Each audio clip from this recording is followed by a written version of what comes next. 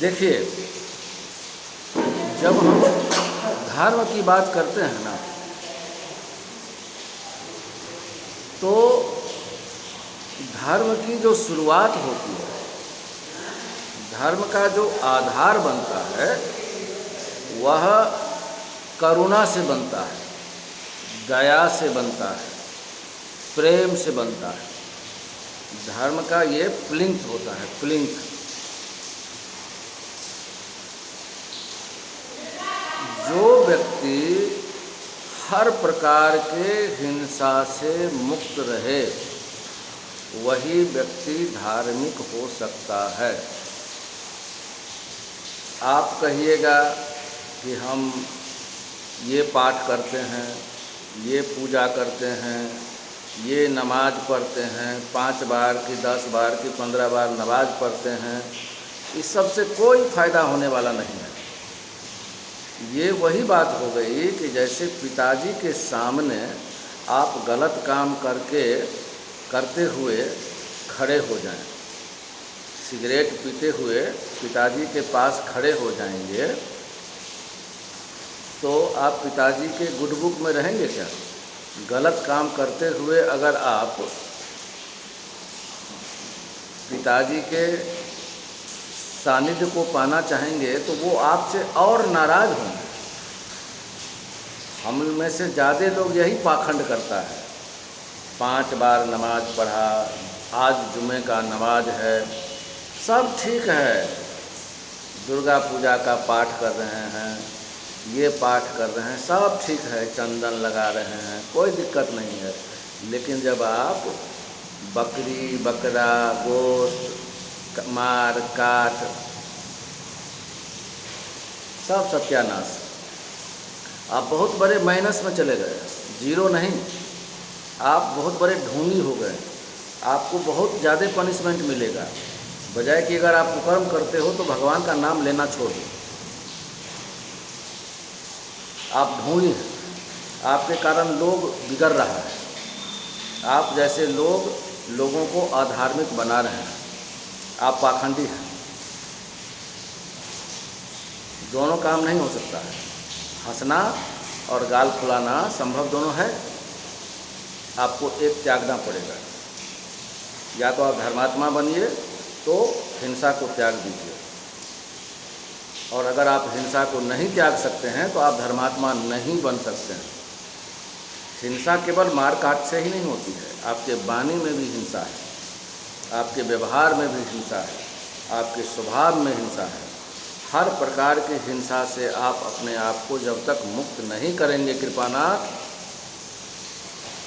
मुझे आपसे तकलीफ़ है, क्योंकि मैं आपको बहुत प्यार करता हूँ। मेरे कहने का, बोलने का एक ही उद्देश्य है कि समाज में धर्म की स्थापना हो, लोग धार्मिक बने, पूरे विश्व को लोग अपना परिवार माने। एक ईश्वर, चाहे उसका अनंत नाम हो, कोई अल्लाह कहे, कोई जेसस कहे, कोई राम कहे, कोई गॉड कहे, उससे कोई फर्क नहीं होता है।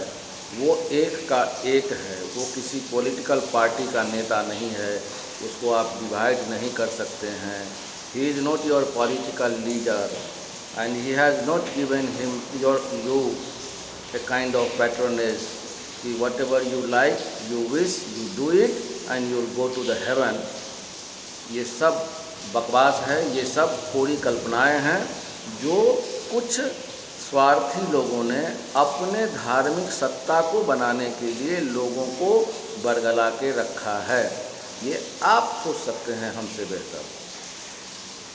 मैं तो कुरान नहीं पढ़ा हूँ, लेकिन मैं महात्मा का कदर करता हूँ। क्यों? क्योंकि महात्मा जो होते हैं वो परमात्मा से जुड़े होते हैं। कुरान मैंने नहीं पढ़ा, लेकिन मेरा दावा है कि कुरान में इतने बड़े महासंत पैगंबर मोहम्मद साहब, जिनके चरणों के धूल के बराबर हम लोग नहीं हैं, उनका चरण का धूल भी अगर हम लोगों को मिल जाए ना, वो हिंदू, मुस्लिम और क्रिश्चियन में बटे नहीं हैं, वो पूरी मानवता के लिए हैं। अगर उनके चरणों का धूल भी हमारे माथा पर पड़ जाए ना, तो हम अपने आप को धन्य धन्य समझें। ऐसे महापुरुष जो बैरागी थे, दिन में एक बार कभी सूखी रोटी खाते थे, महीनों महीनों भूखे रह जाते थे, भटकते रह जाते थे। ऐसे महापुरुष कुरान में अगर कहे भी होंगे तो उन्होंने कहा होगा कि मरे हुए जानवर, लहू, सुगर का मांस, ये सब मैं तुम पर हराम करता हूँ। मतलब ये सब चीज़ें तुम टच भी ना करो, इस सब के बारे में सोचो भी नहीं। अब देखिए कि ये टोपी छेदी वाला दाढ़ी बढ़ा दिया और मूछ कटा लिया, मैं इससे नफ़रत करता हूँ, नफ़रत। क्योंकि ये लोग सबसे बड़े गैर धार्मिक आदमी हैं। इन्होंने आपको कैसे समझा दिया कि तब आप काट के खा सकते हैं? मरे हुए चीज़ आप नहीं खा सकते तो जिंदा खा जाओगे, तो जिंदे खाओ ना। जैसे मगरमच्छ जिंदा मछली को निगल जाता है, ऐसे खा जाओ। ऐसा बोले होंगे क्या? सांप मेढक को निगल जाता है, बाघ जो है जिंदा हिरन को पकड़ के दबोच के खून पी रहा है, खा रहा है, क्या ऐसा बोले थे क्या मोहम्मद साहब? मोहम्मद साहब तो बोले थे कि भाई इन सब चीज़ों से तुम दूर रहो। वो 100% ऐसी बात कुरान में बोले होंगे। मैं कुरान को नहीं जानता हूँ, फिर भी मैं समझता हूँ कि महात्मा कभी भी गलत बात कहिए नहीं सकते हैं, कभी नहीं बोलेंगे। ये जो ठेकेदार लोग हैं, बड़ा बड़ा इमाम, बाप रे बाप, यही सब सबसे बड़ा धार्मिक दुश्मन है, दुश्मन, धर्म का दुश्मन, मानवता का दुश्मन। और हम लोग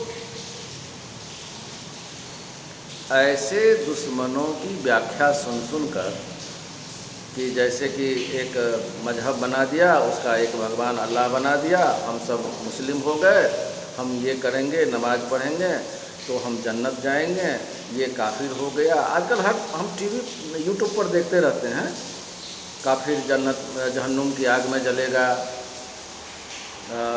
जो ईमान वाले हैं उनको 173 फुट की हूर सब मिलेगी जन्नत में। ये सब बकवास है भाई, बकवास। तुम सोचो, तुम कुरान को पढ़े ही नहीं, तुम खुद काफिर बन गए हो। जितने के जितने मुसलमान भाई हैं, हमको नहीं लगता है कि उसमें से 1% भी मुस्लिम होगा, सब काफिर मेरे हिसाब से। क्योंकि मैं आपका दुश्मन नहीं हूँ, मैं आपका हितैषी हूँ। मैं चाहता हूँ, मुझे आपसे कुछ नहीं चाहिए, मुझे आपका जीवन चाहिए, आपका धर्म चाहिए, आपका जीवन सफल हो, आप अच्छे मार्ग पर चलें।